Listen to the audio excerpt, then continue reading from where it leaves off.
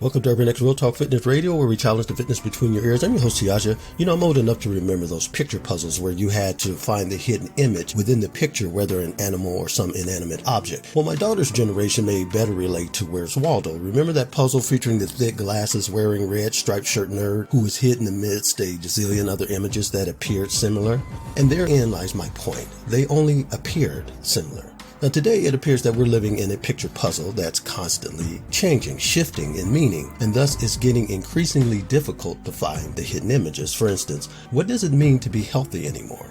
If you follow the national media, it's become obvious. Anyone who doesn't have COVID-19 or has tested positive for it is considered healthy. But who gets to define what health should mean to you and me? And after all, as I've said a million times to clients and on these podcasts, health is not the absence of disease. So the other day I Googled the word health, and the first several options that appeared were corporate health organizations like Kaiser, Sutter Health, etc. But my question to you is, when did we allow those in power to hijack words as important to us all as health? They did the same thing to the word cure, didn't they? By the way, did you know that it is illegal to use the word cure? Why is that, do you suppose? You mean to tell me people don't get cured anymore? The fact is, people do get cured, but they've replaced the word cure with remission and survivor. Why remission? Why survivor? Well, let's start with why the word cure.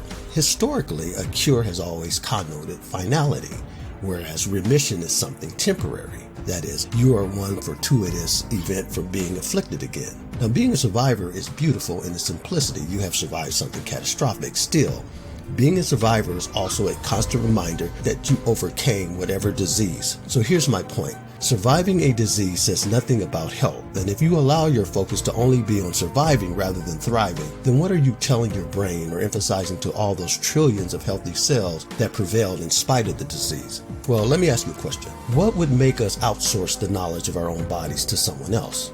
See, consulting with your doctor is one thing. Seeking or relying solely on your doctor's advice is quite another. And if you're not putting all your faith and trust in your physician, you're putting your blind allegiance out there into cyberspace. After all, everything in the known universe exists online, doesn't it? At least that's how it seems. After all, the floor escalators featured in airports all around the country will get you to where you need to go, albeit slow, but they're not designed to get you in shape. Much like your smartphone is fun, and it can get you where you want to go via the internet, but it can't draw conclusions about what direction you should go, nor make decisions based on critical thought or analysis. Yet we have outsourced our thinking to those whom we feel know what's better for us, because they are either rich or powerful or smarter or credentialed or certified, etc. You get my point. All the information in the world does nothing but overload and overwhelm the brain without the proper firing of the synapses of critical thinking. Wisdom is a word you seldom hear anymore because we have replaced wisdom with so-called facts. And though facts are necessary in accruing a base knowledge of how the world works, they do little or nothing to assist a deeper understanding. Facts ask the questions, what and when, while wisdom asks how and why. Facts give us answers. Wisdom makes us question. See, it's perfectly okay for a child to acknowledge it's raining and that the rain comes from the clouds, but an adult should have a higher, more fundamental understanding of how and why it rains, even what rain or drought means for all inhabitable life on the planet. Facts can provide measurements, which can be useful. However, wisdom provides measures which we can implement. Thus, your doctor can provide you a bunch of metrics to assess whether or not something is malfunctioning, but even that is based on a certain demographic, not on your bio-individuality. So today especially, we are suffering as much from misinformation as we are from information overload. Under normal circumstances, a new experience will express new neural activity in neurons in the brain. That is, if the brain is allowed to have some downtime.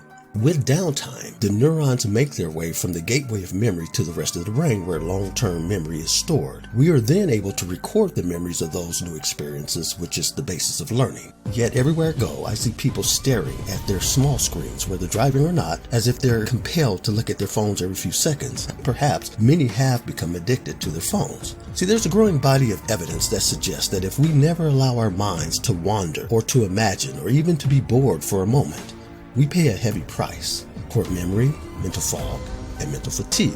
But if you were simply to share those symptoms with your doctor, they would likely prescribe a cocktail of medication for you to take. And sadly, you would take those medications without questioning anything. You would trust that your doctor understands the facts about your symptoms better than you understand yourself.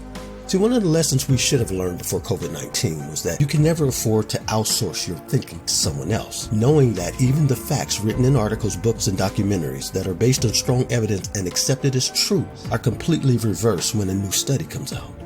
See, we must begin to understand that unless we clear our minds, relax, and allow for creativity, we will not only lose all of the calendar year 2020 to a virus, we will lose ourselves in the process.